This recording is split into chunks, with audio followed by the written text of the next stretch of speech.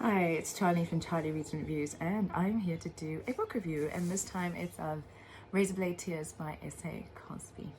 S.A. Cosby has a real talent for creating some really complex and layered characters who are often very dangerous men.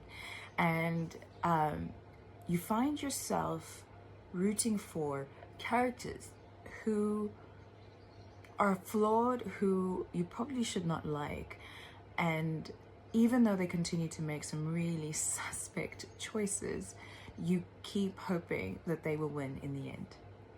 In Razorblade Tears, arguably one of his most loved pieces of work, we follow Ike and Buddy Lee, who are trash, homophobic men who are trash fathers to their sons, trash grandfathers to their granddaughter, and trash husbands to their wives.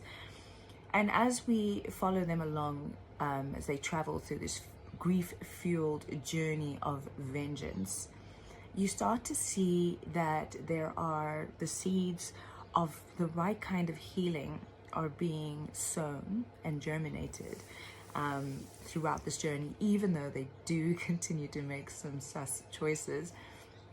And I think this is the talent that he has, is that he humanizes his characters, and that is why you can't help but love them. I found myself questioning, in particular, the choice of using violence, the choice that Ike and Buddy Lee used.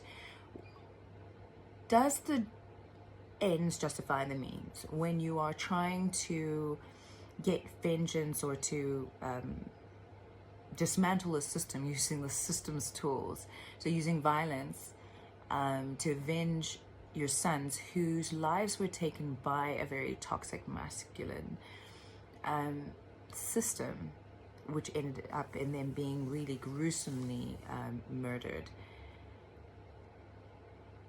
And even though you can see that there are choices, some very small ones that they're starting to make, that gives you hopes for the eventual ends beyond this book, I'm not sure if we will see true change beyond the book, right, in the long term, in the long run.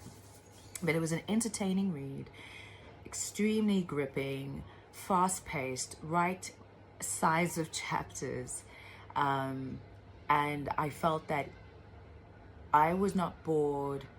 I was scared at some points, and that's when I would pause, but I couldn't put this book down, and it was a 5-star read.